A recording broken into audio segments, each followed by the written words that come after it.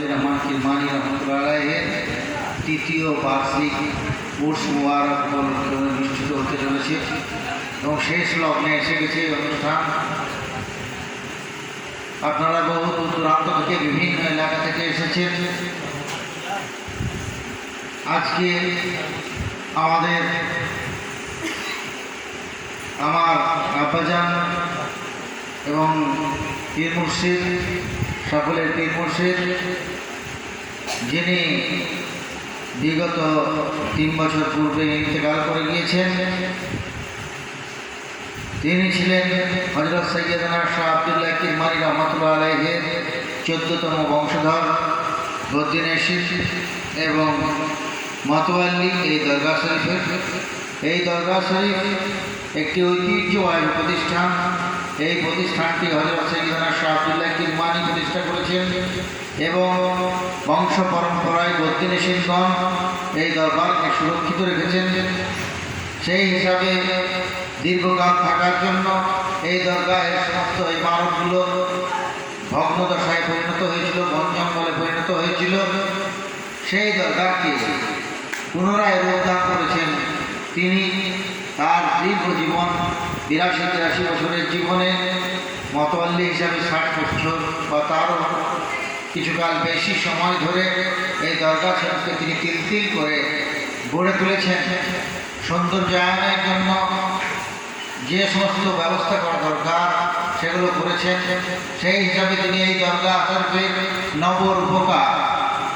এই দরগা শরীফ আজকে যে সুসজ্জিত, তার যে অবদান সেটা সিংহভাগই তারই প্রাপ্য। যাই হোক, সেই দরগা শরীফকে আমরা যাতে আরও সুন্দরভাবে, আরও স্বাচ্ছন্দ্যের সঙ্গে এগিয়ে নিয়ে যেতে পারি এবং দরগা শরীফ থেকে যেন আমরা সুফিদের আদর্শ, হযরত খাজা মঈনুদ্দিন চিশতি রহমতুল্লাহ আলাইহের আদর্শ এবং সেই সঙ্গে আমাদের হযরত সৈয়দনা শাহ আব্দুল্লাহ কিরমানি রহমতুল্লাহ আলাইহের আদর্শকে ছড়িয়ে দিতে পারি, দিক দিগন্তে তার বার্তাগুলোকে প্রচার করে দিতে পারি, তার জন্য এই দরগাহের একটা অবদান রয়েছে। এবং এই দরগা শরীফ একটা ইসলামের প্রাণকেন্দ্র। আমরা জানি হযরত শাহ আব্দুল্লাহ কিরমানির প্রচেষ্টায় এই জঙ্গল মাঝে যখন তিনি ছিলেন তখন 3% মাত্র মুসলিম ছিল। সেই 3% মুসলমান থেকে তার মেহনতের ফলে, তার উদারতার ফলে, তার মানবতার ফলে বিধর্মী মানুষরা দলে দলে ইসলাম ধর্ম গ্রহণ করেছিল এবং আজ পর্যন্ত ইসলামের ছত্রছায়ায় বহু মানুষ এসে গেছে এবং 30% মুসলমানকে পশ্চিমবাংলায় দেখছি আমরা। তার সিংহভাগই আমাদের পূর্বপুরুষদের অবদান। তিনি দক্ষিণ বাংলার একজন আদি পীর এবং মহামানব।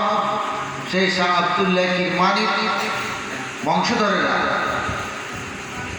বিভিন্ন দিক দিয়ে এই ইসলামের অগ্রগতিকে বাড়িয়ে দিয়েছেন এবং সুফি মতের, সুফি চিন্তাধারার ক্রমবর্ধমান যে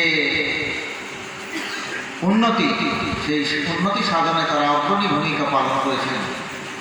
তো সেই হিসাবে 14তম বংশধর হযরত সৈয়দনা শাহ আব্দুল্লাহ কিরমানির বংশধর হিসাবে 14তম বংশধর হযরত ফজলুর রহমান কিরমানি যে দরগাহটাকে সাজিয়ে গিয়েছেন, সেই দরগা শরীফে প্রচুর ভক্ত অনুরক্ত রয়েছেন, লক্ষ লক্ষ ভক্ত অনুরক্ত রয়েছেন।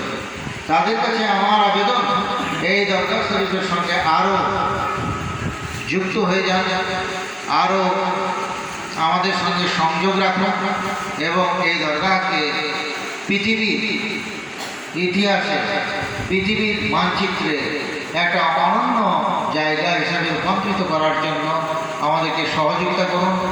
সুফি মতাদর্শ দিকে দিকে ছড়িয়ে যায় এবং এখান থেকে মানুষ সুফি মতের যে উদ্দেশ্য সেগুলো প্রচার হোক এবং এই প্রচারের জন্য আপনাদেরকে আমার সঙ্গে যোগাযোগ রাখাটা একান্ত দরকার। আর এই দরগা শরীফের শ্রীবৃদ্ধির ক্ষেত্রে এবং এই দরগা শরীফকে আরও এগিয়ে নিয়ে যাওয়ার ক্ষেত্রে আমার সঙ্গে সরাসরি সংযোগ রাখুন, যোগাযোগ রাখুন। আপনারা বহুদূর থেকে এসেছেন, বহু আলোচনা শুনেছেন, রাত হয়ে গিয়েছে। আমি আপনাদেরকে সকলকে আমার একান্ত ভালোবাসা, শুভেচ্ছা, দোয়া জানাই এবং আল্লাহ তাআলার কাছে প্রার্থনা করি আপনাদের সকলের নেক মকসদ পূরণ হোক। এবং আমাদের যে এই অনুষ্ঠান, এই অনুষ্ঠানের মতো অনেক অনুষ্ঠান রয়েছে, বছরে বহু অনুষ্ঠান হয়ে থাকে।